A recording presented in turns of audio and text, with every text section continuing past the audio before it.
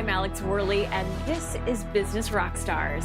My rock star today is Elise Mitchell. She is the CEO of Mitchell Communications Group, and we are so happy to have you here. Thank you. I'm excited to be here. Great. So tell me, what is Mitchell Communications Group? Well, we're a public relations and strategic communications firm. We're based in Northwest Arkansas, and we have offices in New York and Chicago. And our main focus is helping clients, primarily in the consumer space, to make real connections with real people, which basically is enhancing their reputation so that they can drive their businesses forward. And you have some really big name clients. Share a few with us. Well, we do. Walmart has been a client of ours for nearly 20 years. We're very fortunate to have them as a cornerstone client. We've worked with Hilton Hotels, Procter & Gamble is a big one, Kraft Foods, Tyson Foods. Largely in the consumer space, but some really interesting and amazing companies we've been fortunate to work with through the years. That's awesome. Yeah. And on top of that, you've received a lot of awards in the PR space. So you are the woman to talk to when it comes to PR. Well, I appreciate that. Yes. Our team, I'm very proud of a lot of the awards we've won because our team does such great work. Yeah, and you are a great leader. You write about leadership and you lead a team and really bring them together. So we're going to dive into that a little bit further down the line and pick your brain on how to be a really effective leader. But first, let's talk more about your business and how you got here. So first of all, take me to the beginning. How did you start this business? What was the inspiration? Yeah, well, I've been in public relations my entire career. And as they say, if you love what you do, you'll never work a day in your life. So I've been very fortunate to be able to follow my passion and follow my dreams. And I worked both in agency life and corporate life. But then when my husband and I were moving to a rather small market in the middle of the U.S. is when I had the opportunity to start my business. And I remember very specifically the day that I told my boss I was leaving, I slid a proposal across the table to him. And I said, I'm leaving. That's the bad news. The good news is I'm starting a company and I want you to be my first client. And he only took 24 hours to say yes. So that's a good lesson for entrepreneurs is you have a dream and a passion, then take that first step, really make it happen. And don't be afraid to ask. Don't be afraid to ask. That was a very big ask, but it came into fruition. That's awesome. And from there, it took off. And for the first 10 years, it grew fairly steadily. And then right around 2008, 2009, we went through a period of exponential growth. We grew over 500% in 5 years. It was a crazy, chaotic time. We learned so much during that period of time. And then eventually, at the end of 2012, we sold the company. And so today, we're part of a global network. Cool. So what were some of the challenges you faced when growing so quickly? I mean, that's a great problem to have, first of all. But I'm sure it came with a few challenges. So what did you learn? Well, absolutely. It was really a fun, chaotic time. But you know what? I've never been more scared in my life than when we were going through such spectacular growth. And primarily because I think a lot of entrepreneurs and leaders go through a real hard question that you have to ask yourself, which is, I don't always have all the answers. I remember specifically people running into my office with a problem that's something now because of our growth, we had a system or a process that wasn't working. What were we going to do? And I remember thinking, well, I have no idea what to do. I've never done this before. I've never done this before. I've never been here before because every time the business would grow, we'd have a new challenge. But I learned such a valuable lesson, which is it's okay to say you don't know, but you can't end the sentence there. You must be willing to do whatever it takes to find out. And of course, the best leaders are the ones who engage and invite their people to help them come up with the best solution for them. So that's what we did. Yeah, and I think that's really refreshing for a lot of the entrepreneurs listening and watching because a lot of them haven't done this before. I mean, that's kind of what entrepreneurship is, right? Doing something that's never been done before. And I think sometimes it's tempting to feel like a fraud or like an imposter because you feel on some level like I should know this. I should have it figured out and all the answers. But that's so not true. It's such a lie that often people tell themselves, right? Well, and we're often very good. We're master craftsmen at what we do. For example, I was a great public relations professional. I had been working 13 years before I started my agency. But I was not a classically trained business management professional, which is an entirely different thing. True. So many of us start companies because we're good at something and we have the drive and the passion and the ability to get something going. But then to actually scale it and manage it and then sell it over the long run is an entirely different skill set altogether. But it's one that can be learned. Absolutely. That's the good news. I loved it. It was great fun. And, part of that, too, I think, is this idea of committing to being a lifelong learner. learner. You know, it's okay to be in a learning position. Most of the time we are. We always think, gosh, isn't there a time I'm going to enjoy just knowing it all? There's not. You have to be willing to commit to being a learner. And importantly, as a leader, then when you role model learning, you give permission to your team to stretch and grow and be willing to try new things, to experiment, innovate, to help drive the business. Yeah, so obviously you did a lot of things right to grow so quickly. In addition to being a learner, what were some of the other things that you clearly did right to allow you to grow so quickly? Well, I think one of my early commitments really paid off for the long run was a desire to build a compelling culture. You know, the war for talent is real, and it's hard to find great people. And sometimes when you find them, you can't keep them.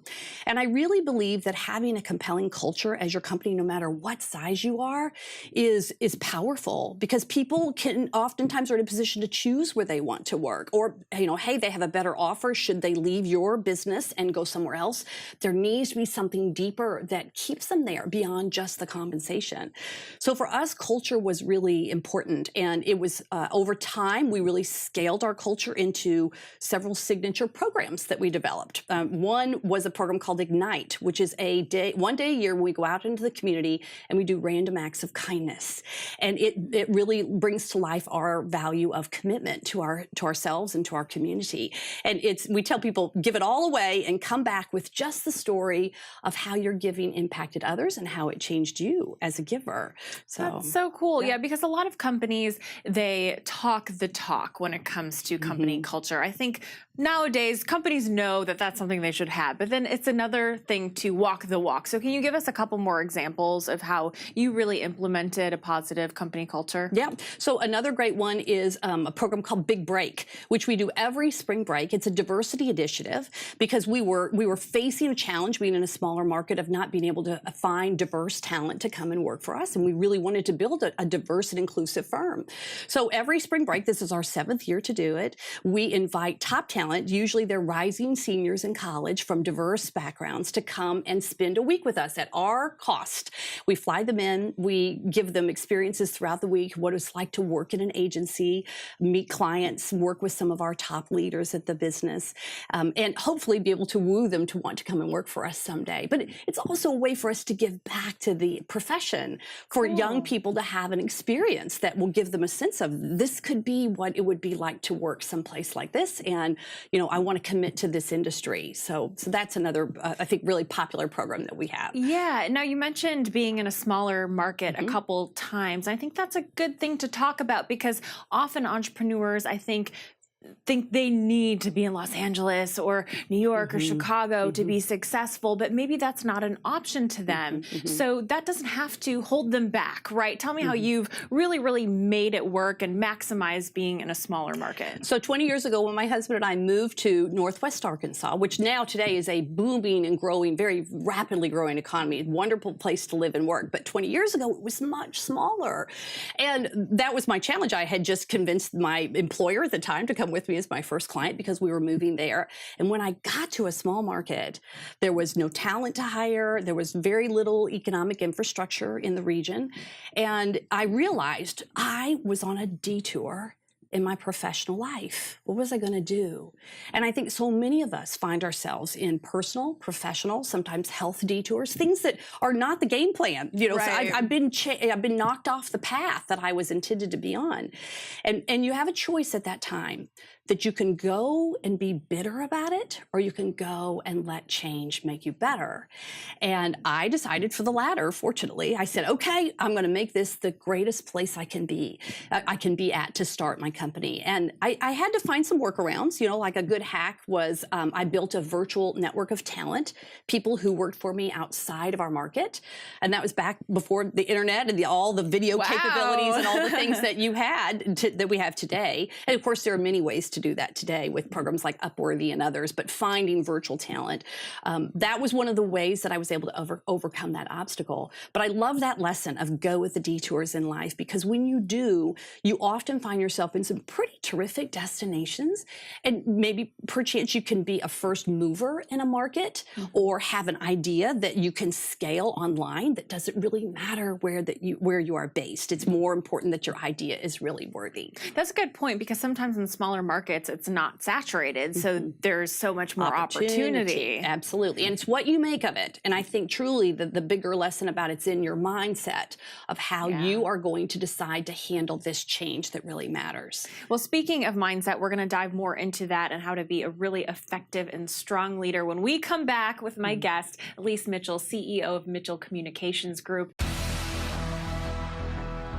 I'm Alex Worley, and this is Business Rockstars. And today we're talking to Elise Mitchell. She is the CEO of Mitchell Communications Group, just wrote the book, Leading Through the Turn. So I know this is based upon a larger metaphor for life and work. So explain to me what that metaphor is. Okay, so one of the things that I ran into as a real challenge in my entrepreneurial experience was there was a period of time when all I thought about, honestly, was winning at work and was building this business. I think everyone can relate to feeling that way at some point, or maybe every day. Well, and it's okay to lean into those times. You do need to. But for me, it became a period of years where I was so focused on that other parts of my life were suffering. I just wasn't paying as much attention to my family or my own personal health.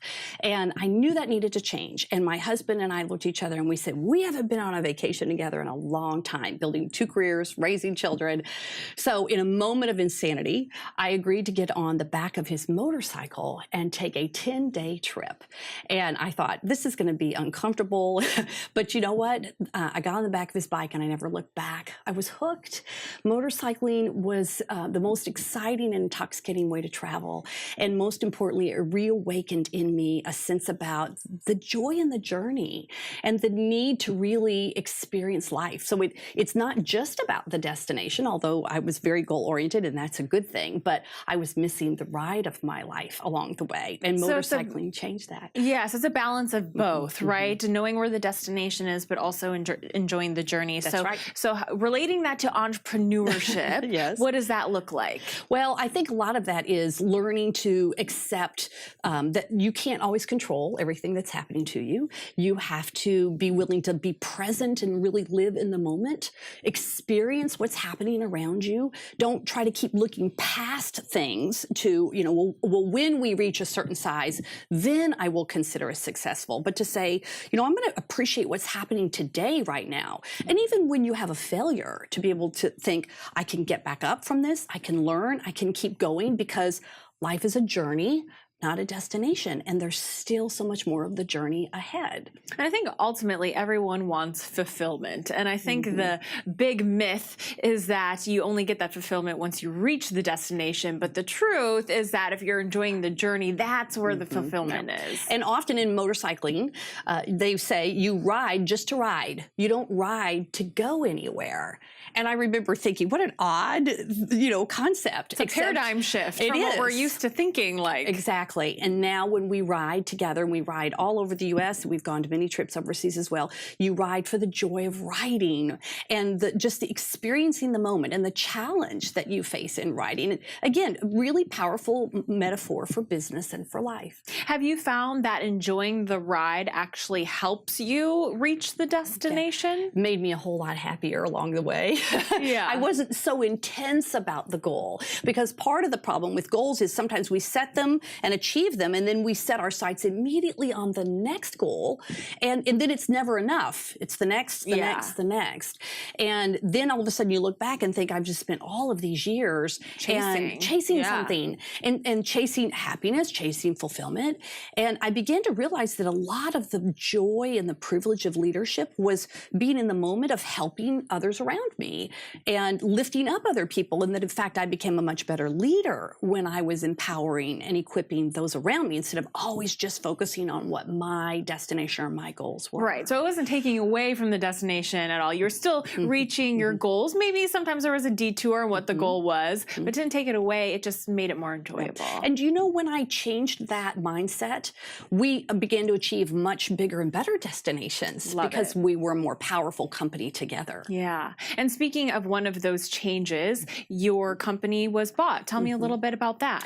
Well, there is always that question in an entrepreneur's mind. Do I want to sell? Would I ever sell if I had the opportunity to? And there's no right or wrong. It's really a very individual decision. But people often ask me, well, how did you manage to sell your business? I was one of those entrepreneurs who never thought that they would sell, but it was just a once-in-a-lifetime opportunity to become a part of a global network. We're part of Dentsu Aegis Network. And it was a good match for two key criteria. One is the business strategy was right. They were looking to really grow and expand in public relations. And then the other key criteria that I tell entrepreneurs you have to have as part of the equation is a compatible values and an approach to business that means that no matter what we face together in the future, we'll figure out a way to work it out. And so you want to be in business with people that you have common values with. And we were very fortunate to find that in Dentsu. Yeah. Any advice for a company who might get an offer like that in the future? Well, it's really a complex decision to try to sell, but you want to really think about the value of your company, not just monetarily, but your value to you and how much you enjoy running the business, because it does change. It's no longer your company, even though I'm still the CEO of Mitchell and now also have a global role with our parent company. But it's a little bit different. The buck doesn't always just stop with you anymore. You have other people that you need to consider, other strategies that you need to align with. So you have to be willing to be a part of something bigger than yourself, which I will say in the end, when I look back, we are absolutely a better, smarter, faster, stronger company because of joining forces with something bigger than ourselves. Awesome. Yeah. And obviously, I cannot not ask you about PR, being the PR expert. So what is your overall philosophy about effective PR for our entrepreneurs watching and listening? Well, you want to be very clear about your story, being very passionate. I think most of us entrepreneurs are very passionate, but we're not always the best communicators at being able to articulate what makes us different and special. And so I would encourage entrepreneurs to really come to understand the value of their business, what drives them, what makes them different in the marketplace, be able to articulate that, say it over and over and over again, because even though you may be tired of talking about it to other people, people need to hear and buy into your vision and your passion. And when you draw from a very authentic point of view, it often makes a very compelling offering to clients who clearly could choose anybody to work with, but they pick you for a reason. And you want to make sure that that reason is authentic and powerful. And I know you're a big advocate for female entrepreneurs. Tell me a little bit about your work in this space and how you empower these women. Well, I am on a number of national boards for women's business organizations. It occurred to me early on in building the business, when I looked around, I did not have a lot of peers. And I was able to make the best of that and find friends and colleagues who could help me and mentors. But I was really kind of sad about that. There weren't as many female entrepreneurs out there. And so part of one of my ways to give back now is to be able to empower other women to go into business, to have the confidence to try, to give them advice. But that's part of the book, is to be able to figure out, how do I go about putting all of those pieces together? How do I take smart risk? Where do I find the money that I need? What does it take as a leader in the soft skills area to be able to scale a business once you have something that's really working for you? So I'm a big advocate for women in business, and know that they're absolutely some of the smartest people that I've ever met. Awesome. Okay, so we have time for one more lesson from your book. What is something that you want to leave our audience with? I think one of my favorite lessons in the book is it was a crossroads moment in the growth of our company when we were going through that rapid period of growth.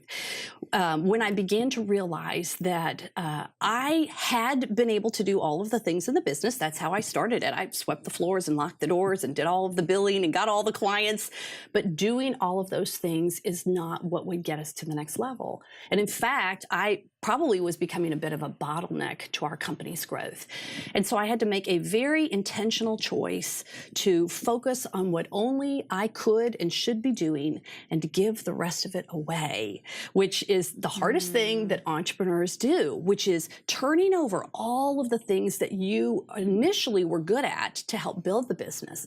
But if you really want to get your business to the next level, you need to be able to empower and equip those around you and focus your sights on learning again as a leader and shooting for the next level and how to get there. And for me, that was considering things like buying other companies or selling ours, getting a lot more strategic about finance, developing a growth plan, things that were, I think, much more advanced in my leadership skill set. But I'd been too busy in the business, so I wasn't working on the business. That was a really important It takes a lot of trust because as an entrepreneur, your business is your baby. So to give responsibilities to other people, I think is very, very hard. But how do you make sure that you are trusting the right people and empowering them to really follow through? If you get good people in your business, and we work so hard to do it, if you get them, you want to keep them, but they're not going to stay with you if you don't share. So I call that being a leader who releases rather than a leader who holds tightly. And part of that is having a good understanding of what their interests and their capabilities are, matching those things up, handing off programs that might be a stretch assignment for them, but you can see them developing and growing as a leader.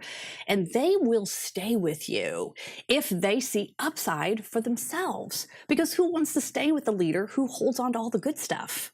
You know, people don't want that. They're going to leave and find new opportunities for themselves. So you have to be a leader who releases. So true. Such good stuff. Elise, thank you so much for your time and your insights. Learned a lot today. Good. It was a pleasure. Thanks for having me. You bet. Elise Mitchell, she is the CEO of Mitchell Communications Group.